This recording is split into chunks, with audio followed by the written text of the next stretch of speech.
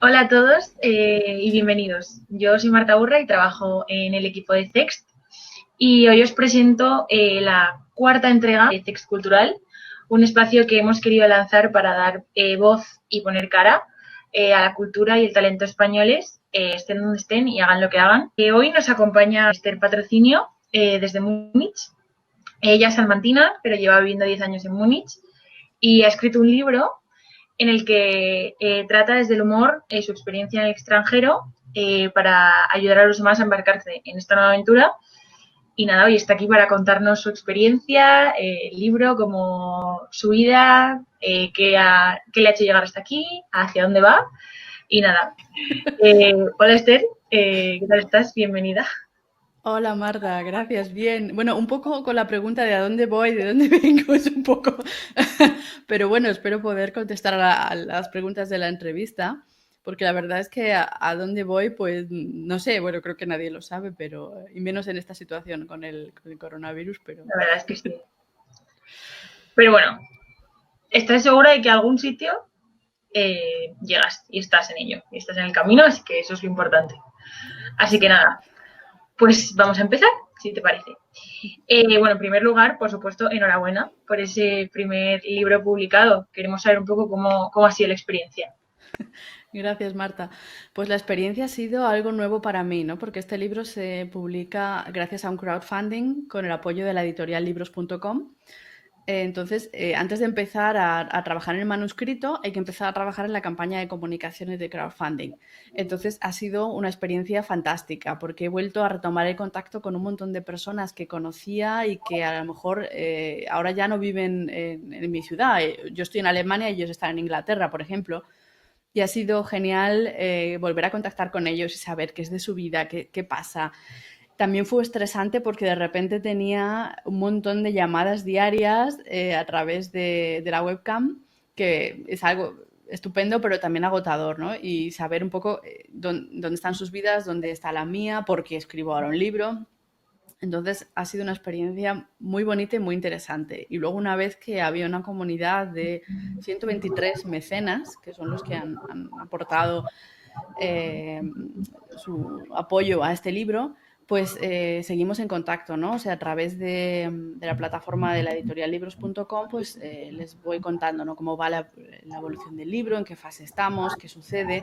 Y ahora pues tenemos una encuesta con 3 posibles temas, porque el último capítulo del libro, pues quiero que sea algo que los mecenas elijan. Entonces les hemos dado 3 posibilidades y hasta el 1 de septiembre tienen tiempo para dar una respuesta y el tema que tenga más votos pues será el tema que cierre este libro, desde Múnich con jamón. Qué bueno. ¿Y en qué se orientan un poco los temas para elegir ese último capítulo?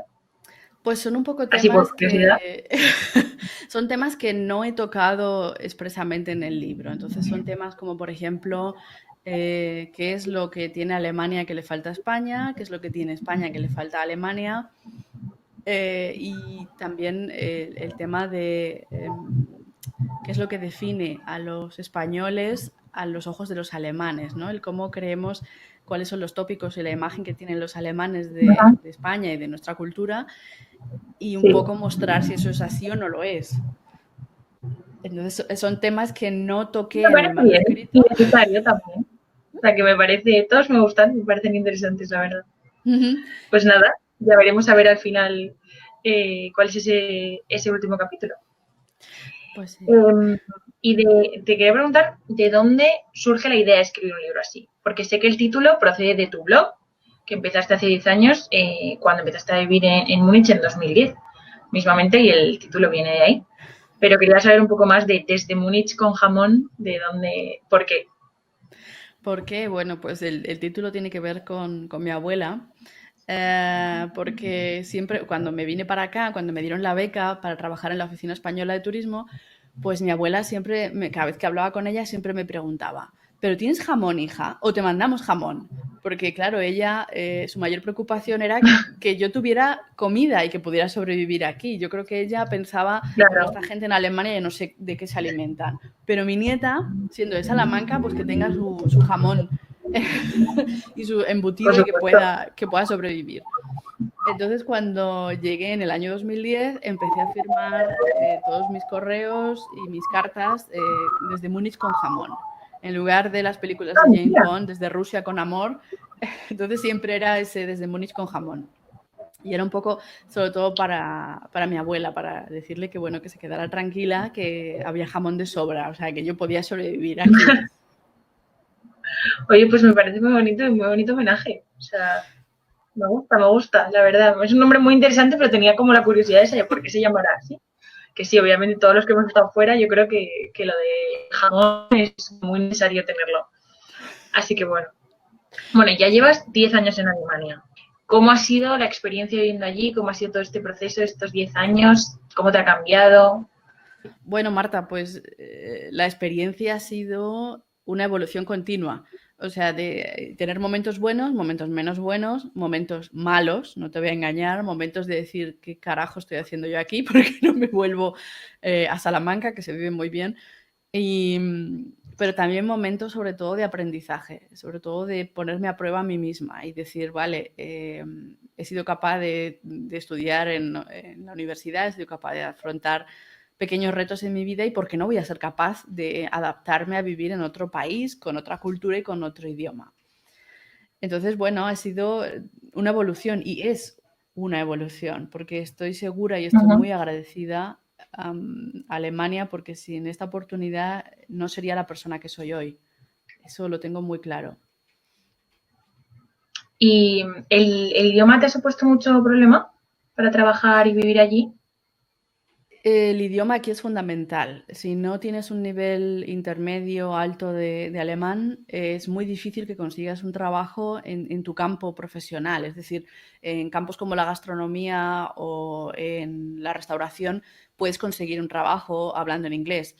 O Ujú. en algunas ingenierías, en empresas internacionales tipo Google, sí es posible trabajar en inglés. Pero si quieres trabajar en una empresa alemana, necesitas un nivel intermedio alto de alemán.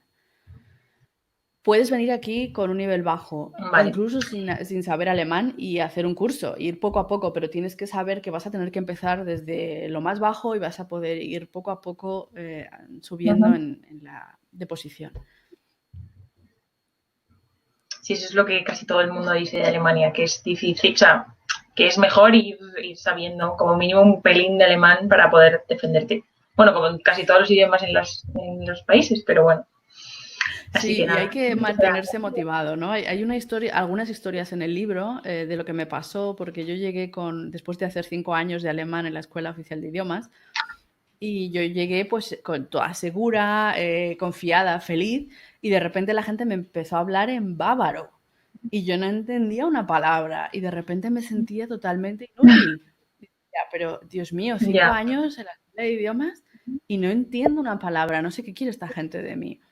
Y entonces hay distintos momentos en los últimos 10 años en los que he tenido contacto con el dialecto bávaro y historias algunas muy divertidas que están en el libro y hasta llegar a un punto en el que ahora soy yo la que a veces, sin darme cuenta, utiliza palabras del bávaro cuando hablo en alemán. Entonces, eso es un poco para motivar a la gente, que es difícil, sí, es difícil, que es un aprendizaje que dura años, totalmente. Yo llevo 10 años aquí y sigo haciendo cursos de alemán y sigo cometiendo errores. Y es algo que forma parte de esta experiencia y forma parte de ser quien soy. Tú ahora mismo trabajas como profesora en la Universidad de Múnich, dando clases de español, y eres jefa de ventas y dirección comercial en el Teatro de Cámara de Múnich. ¿Cómo son estos trabajos y cuáles crees que es la diferencia a cómo se trabaja en España? Pues estos, bueno, los dos trabajos son bastante diferentes porque en uno, lógicamente, en el curso de español que doy en la universidad, pues los estudiantes lo hacen por amor al español, porque no lo necesitan para sus estudios. Entonces ahí puedo hablar en español, digamos que es más bien un entorno de trabajo español, Y en el otro trabajo, en el teatro de cámara, pues lógicamente no. O sea, me preguntabas ayer en qué idioma trabajamos, en alemán, casi incluso te diría que bávaro, porque muchos de los compañeros y compañeras son de la región. Y ahí es muy diferente, sobre todo porque soy digamos, soy la jefa del departamento, soy la única no alemana y además soy mujer y soy más joven que parte de mis trabajadores. Entonces, no ha sido muy sencillo llegar a ese punto en el que nos entendemos, en el que para ellos, digamos, que la jerarquía, la edad y la experiencia eh, están de acorde con mi imagen, ¿no? Porque para ellos el pensar que una española mujer que podría ser su hija va a ser su jefa, al principio fue un choque. En ese sentido sí que se nota la diferencia entre la sociedad española y la alemana, ¿no? Aquí necesitan sus estructuras, necesitan conocer las jerarquías, necesitan saber qué has hecho antes. Entonces, lo que hice simplemente fue sentarme con ellos y entregarles una copia de mi currículum y decirles, bueno, aquí estoy, si queréis preguntarme, lo que queráis preguntarme, podéis preguntarme. Necesitamos que haya confianza por parte de los dos lados, entonces yo aquí estoy y respondo vuestras preguntas. Pero los dos trabajos son totalmente diferentes. Y en España recuerdo que era de otra manera, ¿no? En España el hablar de temas privados o de tus mascotas, de tu familia, de tus niños, es un tema que surge naturalmente, ¿no? Y aquí no. Aquí en Alemania son muy cuidadosos con la privacidad, son muy cuidadosos con qué datos quieren dar sobre sí mismos. Y esas son un poco las diferencias que al principio te chocan.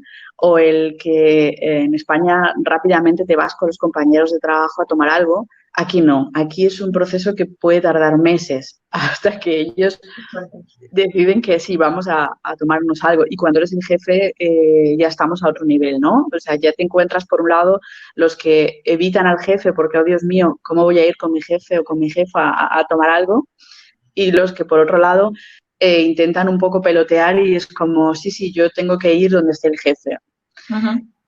Y a veces son situaciones interesantes, ¿no? Es decir, te comentaba también ayer que me siento un poco mamá de 10 trabajadores porque a veces en la cantina sucede que coincides 2 días seguidos con uno de ellos y lógicamente pues me siento a comer con el trabajador.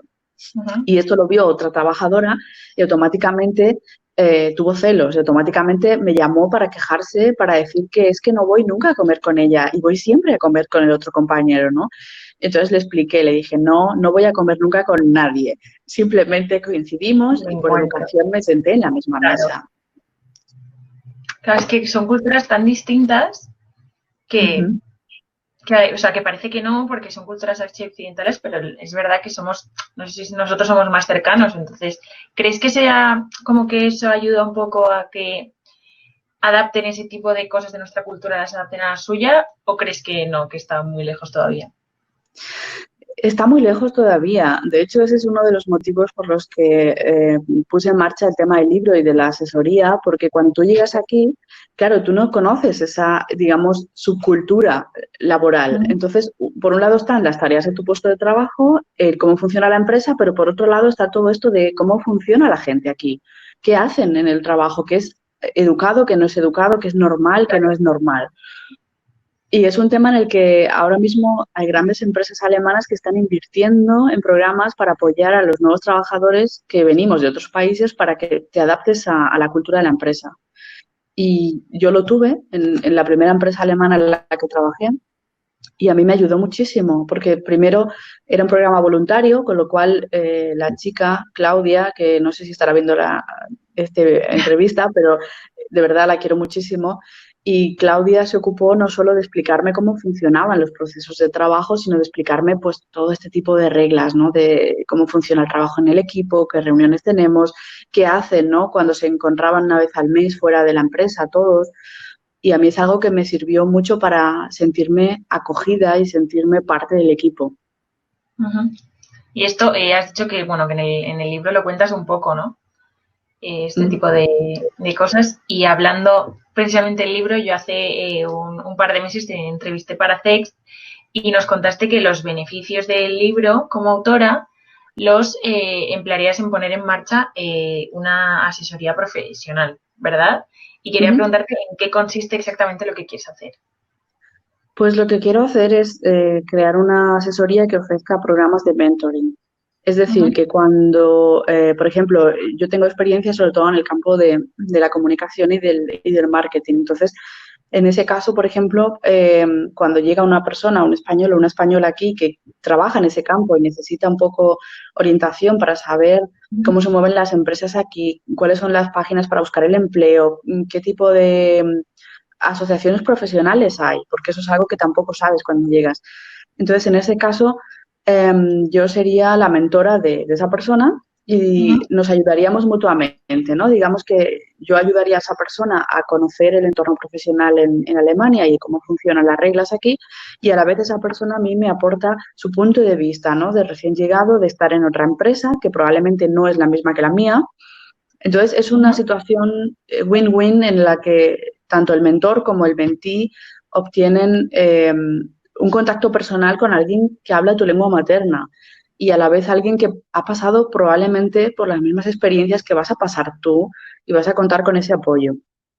Entonces, este mentoring es algo que para mí es fundamental y es necesario.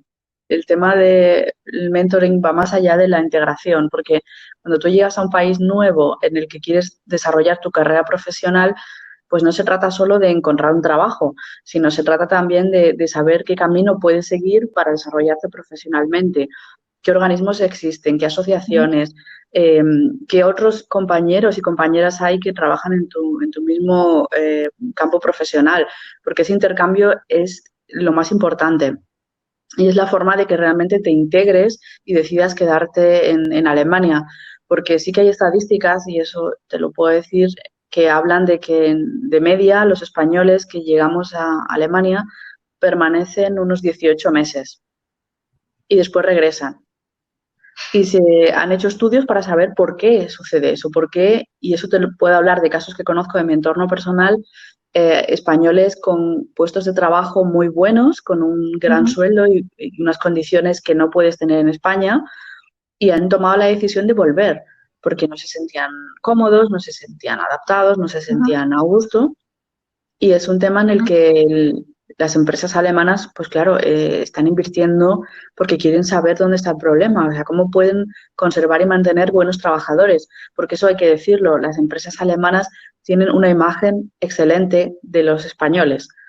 Prefieren tener trabajadores españoles quizá antes que trabajadores de otros países, y no tiene nada que ver con temas de racismo o no, sino es un tema de las experiencias que han hecho anteriormente con la generación Ujú, de emigrantes que en los años 50 y 60 ujú. llegaron a Alemania y a Suiza. Joder, me parece, me parece fuerte, o sea, o sea, me parece muy bueno, además, o sea, muy, muy así como para decirlo, reconfortante. Pero claro, luego veo 18 meses y te veo a ti que llevas una década y me sorprende un poco, ¿sabes? Pero A bueno. mí, a mí también me sorprendió y es una de las cosas que aparece en el libro. De hecho, recuerdo el día que compré mi primera lavadora. Cogí una llorera impresionante. Y no era la lavadora en sí, porque la lavadora para mí era una ventaja, ¿no? Era no tener que estar con mi ropa interior, que eso me ponía de los nervios, continuamente la escalera del edificio Claro, al sótano para lavar, ¿no? Y el miedo de, Dios mío, mis vaqueros Levis no tengo ganas de que se estropeen y no sé si la persona que lavó antes utilizó lejía o no, hay restos en la lavadora, etcétera. Entonces, esa compra de lavadora, que para mí era tener un estatus mejor, de repente fue una desgracia, de repente era una llorera de 3 días y pensando, Dios mío, es que con una lavadora ya no me puedo volver tan fácilmente a España, porque la lavadora, poco menos que era como que había ay, echado ay, raíces ahí, como que totalmente. sí, Claro, no, y no se me había ocurrido. Claro, que ya eso es una compra ya en plan al futuro y con vistas al futuro y a quedarte, claro. exacto, además por el precio que tienen las lavadoras aquí, porque la conciencia alemana es muy ecológica y biológica, entonces ellos por tendencia prefieren tener lavavajillas en casa antes que lavadora, aunque eso sí, en cada edificio tienes lavadoras y secadoras en el sótano que puedes utilizar con monedas. Entonces, claro, cuando compras una lavadora aquí es mucho más caro que en España y es Ujú. como una inversión de, vamos, casi que como si tuvieras comprado un piso, ¿no? Lo tienes que amortizar y tienes que usar la lavadora muchos años. Bueno, Joder, claro, es que ves, son culturas muy diferentes. O sea, que para nosotros una lavadora es como algo básico en una casa, que yo creo que casi todas las casas tienen lavadora antes que lavaplatos. Que a mí me parecen estos muy útiles, porque yo también he vivido fuera y lo de no tener lavaplatos a veces era bastante petardo. Pero vamos, la lavadora es algo básico. Pero sí, al final, pues según donde vivas, te das cuenta de que dices, me he comprado una lavadora, esto lo tengo que amortizar y esto se va a quedar aquí conmigo un tiempo, como mínimo. Además, siendo tan caras como dices, me imagino que fuerte. Ujú. Pero bueno, está en el libro, ¿no? Ese capítulo de el síndrome de la lavadora chorra. Pues. O sea que entonces, aparte de escritora, te podemos considerar un poco así, por así decirlo, emprendedora, ¿no? Digamos que estoy en camino de ser emprendedora No. porque el tema no es tan fácil, hay que ver un poco cómo va, pues eso, ¿no? Hay que hacer seguros para todo. Incluso haciendo la asesoría, porque quiero hacer algo que sea social, es decir, que las personas que puedan permitírselo aporten una cuota mensual que ayude a cubrir gastos, porque yo desde luego no voy ni a dejar mi trabajo ni me voy a dedicar exclusivamente a la asesoría. Uh-huh. O sea, no quiero obtener beneficios de ello. Y de otro lado, también la posibilidad de que personas que por algún momento concreto de su vida, una situación, no pueden asumirlo, pero lo necesitan, que puedan, digamos, tener una especie de beca a base de lo que los otros han aportado y decir, bueno, pues a esta persona concretamente puede acceder al programa de mentoring de manera gratuita. Y esa es un poco la idea detrás del proyecto. Jo. Es que, o sea, ¿qué es lo que más ilusión te hace de todo esto, de la parte de la asesoría? Lo que más ilusión me hace es lo que ya he vivido, por lo menos 3 veces, y es la alegría que siento cuando sé que he ayudado a alguien a seguir adelante. Y eso me pasó hace poco en el teatro. Una de mis antiguas estudiantes de español, el curso de la universidad, estaba un poco perdida, no tenía muy claro qué quería hacer y yo necesitaba apoyo en el teatro. Entonces la llamé, hicimos un contrato como estudiante y estuvo trabajando los últimos 6 meses conmigo, además en la oficina. Y estaba muy insegura, ¿no? No sabía qué quería hacer, tal, y su pasión es la traducción literaria. Entonces le dije, bueno, pues haz un máster. Y claro, ella me decía, ya, pero es que el máster en Alemania es mucho más complicado. Y es cierto, en Alemania solamente acceden al máster los estudiantes que tienen una media de sobresaliente. Anda, ¿pero en general o sea, por lo general? Sí, en general. O sea, ellos miran los resultados, el expediente académico y como son máster que el precio es más económico, por ejemplo, que en España, solamente acceden esos estudiantes. De hecho, hacen su propio proceso de selección y eligen a qué estudiantes les dan acceso al máster. El sistema es un poco distinto de cómo es en España. De hecho, aquí entre el 11 y el 15% de los alemanes estudia en la universidad. El resto se orienta hacia la formación dual, que es una mezcla entre formación profesional y clases teóricas o directamente formación profesional. Es un poco distinto. No sabía yo. Entonces, esta estudiante la animé, le dije, bueno, haz traducción literaria, ¿no? Y tenía sus dudas, echó la solicitud a varios máster y al final, cosas de la vida, consiguió una beca estupenda y va a hacer el máster en la Universidad de Salamanca. Y claro, para mí, entonces para mí ha sido estupendo porque he podido ayudarla pues a orientarse a tener información de la ciudad, con su solicitud también, de decirle, bueno, ¿qué es lo que quieres transmitirle a la universidad? ¿Por qué quieres hacer ese máster?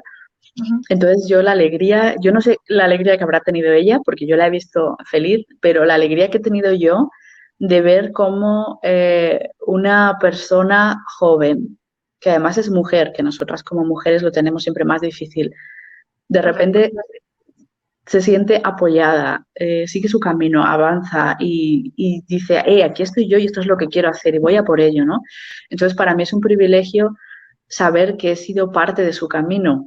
Por supuesto, es que es precioso y te inspira y te hace sentir no solo bien contigo mismo, pero dices, jo, que las cosas a veces salen y funcionan y hay que sentirse apoyado y estas cosas inspiran no solo a ti, inspiran a la gente.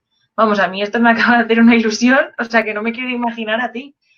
Así Pero que, jo, son cosas que llegan, ¿no? Son cosas que suceden. Recuerdo, o sea, tú haces esto y no lo haces pensando en ningún tipo de recompensa, pero a veces sucede, por ejemplo, cuando mi madre estuvo ingresada con el tumor, hace algunos años yo estaba destrozada y cuando llegamos al hospital lo que no me podía esperar es que la enfermera que iba a ocuparse de ella era una señora de unos 50 años que yo conocía de la Escuela Oficial de Idiomas, porque esta anda, señora casual. quería, esta señora tenía dificultades para aprender italiano y estábamos en el mismo curso y entonces yo me ofrecí voluntaria, entonces le dije, bueno, pues no pasa nada, nosotras nos encontramos una media hora antes de la clase en la cafetería y practicamos un poco y vemos qué sucede. Y entonces la ayudé sin pensar en más, simplemente porque la señora era encantadora y ella estaba súper motivada, pero claro, le costaba coger el ritmo, ¿no? Y lo que no me podía esperar es que un año después, cuando mi madre tenía ese tumor y cuando nosotros estábamos prácticamente tocando fondo, que Ujú. de repente fuera ella la persona que apareció por la puerta de la planta del Jo, hospital. y que lo digas. Ujú. Eso fue algo que no olvidaré jamás. Y eso te muestra que realmente todo está conectado, las personas, las situaciones, Sí, depende de la verdad. nosotros las decisiones que tomamos. Jo, qué guay, la verdad. Jo, qué bonito. La verdad se me ha puesto la carne de gallina. Pero bueno, oye, esto enseña muchas cosas y al final eh, las cosas buenas acaban sucediendo y sin buscarlas. A veces las buscas y no salen y de repente no las buscas y de repente te dan esta sorpresa que supongo que te haría una ilusión tremenda y nada, pues ahí están y todo el camino que has hecho, pues te has encontrado con personas maravillosas que luego te vuelves a juntar o no, o tal vez, o te han enseñado muchas cosas, pero bueno, ahí están, así que nada, qué guay, qué ilusión, Ujú. la verdad. Sí. Los alemanes tienen una frase que dice siempre, bueno, es una pregunta, no recuerdo de qué filósofo alemán, pero traducido al español es algo así como, el día que te marches y termine tu vida, ¿qué es lo que van a percibir los demás de ti? ¿Qué es lo que les va a quedar? Ajá. Y esa es la realidad, ¿no? El día que no estemos más aquí, el día que nos vayamos, ¿qué es lo que va a quedar de nosotros? Eh, quién va a, digamos, a beneficiarse de nuestro paso por este mundo y en este momento? Pues mira, es una respuesta a la que como no sabemos lo que hay después, pero hay que intentar que al final que lo que hayamos sembrado que sirva para algo. Y tú por lo que veo lo estás consiguiendo, bueno, lo estás trabajando por lo menos y estoy segura de que lo vas a conseguir. Así que Pa- Paso a paso, pues, poco a poco a poco, ¿eh? poco. No tiene que acelerarse ni nada, pero oye, el camino está y la intención está, que yo creo que es lo más importante. Y luego cuando te Ujú. esfuerzas, las cosas acaban saliendo, tarde o temprano, pero salen. Sí, y aprovecho la entrevista porque este proyecto de la asesoría es algo que yo sola no puedo hacer y Ujú. entonces esto es un llamamiento, ¿no? Si hay alguien que está en Alemania o en España o en otro país y que le apetece participar en este proyecto o unirse de alguna manera, bienvenidos. O sea, es algo que Escribid a Esther, por favor. sí, por supuesto, porque es un tema en el que hay que hacer seguros, hay que hacer contratos, hay que ver dónde te puedes reunir, hay que ver qué pasa con el coronavirus también. Hay todo un montón de papeleo y burocracia que soy totalmente consciente de que yo sola lo sacaría adelante, pero probablemente tardaría mucho más tiempo que si hay detrás un equipo, ¿no? Y además es mucho mejor cuando trabajas en equipo y Siempre. aprendes también de otras personas. Por supuesto que sí, y te ayudas y te apoyas y en los momentos difíciles no estás solo. O sea que sí, pues nada, adelante. Todos los que estéis escuchando esto, ya sabéis, si tenéis algo, sabéis de alguien o queréis vosotros, no tenéis nada más que contactar con Esther. Cualquier cosa nos escribís en Text y os ponemos en contacto con ella, que no hay ningún problema. Y antes de terminar, ya la última pregunta que te quería hacer en cuanto al coronavirus, que tú misma la has mencionado, tal y como está la situación en el mundo, ¿cómo la ves? ¿Cómo lo has vivido desde Alemania? ¿Cómo crees que estamos en España? ¿Cómo crees que te puede afectar tanto al libro, a tu trabajo, al tema del mentoring? Pues afectan a muchos niveles, ¿no? A nivel trabajo, en este momento no sabemos qué va a pasar con el teatro. Ujú. Hace 3 días nos nombraron Teatro del Año en los países germanohablantes, es decir, Austria, Alemania y Suiza somos el Teatro del Año en el año 2020, pero en este Enhorabuena. momento, gracias, se lo pasaría, les daré la enhorabuena también a mis compañeros. Pero en este momento es una inseguridad absoluta. No sabemos si vamos a poder actuar, si no vamos a poder actuar, no sabemos si habrá un ERTE otra vez. O sea, es una época bastante difícil y complicada. Y a nivel personal, ¿cómo me afecta esto? Pues me duele, por ejemplo, no haber visto a mi familia en persona desde diciembre. He perdido a 2 miembros de mi familia en los últimos meses, a los que no he podido despedir personalmente. Y es un tema que el duelo, pues supongo que saldrá cuando tenga la oportunidad de volver a España. Y de otro lado, pues cómo ven los alemanes la crisis del coronavirus, pues ha habido momentos que me he cabreado mucho, porque las noticias, toda la perspectiva era Italia y España, estos países caóticos del sur que no se organizan, fíjate, pues claro, Ujú. pasan estas cosas, ¿no? Y para mí era perdona, no estamos hablando de caos, ni de organización, ni de estructura, ni de cifras. Estamos hablando de vidas humanas. Vidas humanas, efectivamente. Y creo que los alemanes no son conscientes de lo que significa esta pandemia porque no lo han vivido, porque no han sido parte de ello. Gracias a Dios no han tenido que sufrirlo de una manera tan intensa, pero sí que hay momentos que incluso he tenido comentarios del tipo, bueno, Esther, pero tú este año, este verano, a España no vas a volar, ¿no? Porque nos traes el virus. Y decir, perdón, el virus está ya aquí, o sea, Aquí, o sea, eso te iba a decir. Ya. independientemente de eso, tomamos la decisión de no viajar a España este verano porque, bueno, o sea, no quiero tener la responsabilidad de que casi 400 personas que trabajan en el teatro tengan que hacer una cuarentena o se vean sin empleo y sueldo, porque esa es no sé cómo es en España, pero en Alemania en estos momentos, si viajo a España, como es una zona de riesgo, declarada oficialmente país Ujú. de riesgo, al Sí. volver al país tengo una penalización de 14 días de cuarentena sin empleo ni sueldo. Mira, no, yo creo que en España no es sin empleo y sueldo, pero vamos, ahora mismo no te sé decir, pero te diría que no, pero igual me estoy equivocando y si me estoy equivocando, por favor, que alguien me lo diga. Pero yo creo que no. Pero al final me parece, por muy difícil que sea no ver a la familia, no ver bueno, a tu familia, a tus amigos, a lo que sea, por muy complicado que sea, creo que al final es lo más coherente la decisión que has tomado. Y que luego cuando les veas y que gracias a Dios, y espero que pueda ser pronto, eh, al final merecerá la pena. Y eso, el no llevar al menos el sentimiento de decir, no te lo he traído, ni se lo has llevado, ni lo has llevado tú a España o a tu familia o como sea, porque al final vas en un avión, vas en un transporte público, estás en contacto con mucha gente, en un aeropuerto y demás, igual que no te lo llevas allí de vuelta. Entonces al final, si lo piensas así, pues estás haciendo un favor, estás pensando en el resto y que es lo que venimos hablando, que es lo más importante. Así que bueno, yo espero Sí, que pronto puedas ir a ver a tu familia y les puedas ver a todos y lo puedas disfrutar. Así que nada, bueno, pues muchísimas gracias, Esther. Ha sido un placer hablar contigo y poder charlar así tan tranquilamente sobre todas estas cosas. Y nada, desearte mucha suerte en cuanto al libro, en cuanto al mentoring, en cuanto al teatro.